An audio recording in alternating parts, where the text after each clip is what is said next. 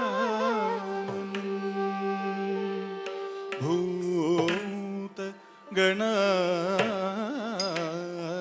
भूतगणादिसेवितं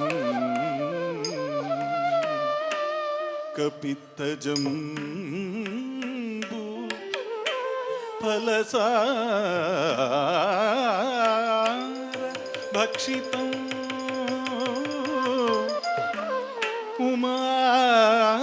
उमासुतं शोक विनाश कारणं नमामि विघ्नेश्वर पाद पंकजं नमामि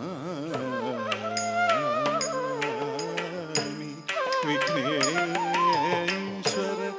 पाद पंकजं नमामि विघ्नेश्वर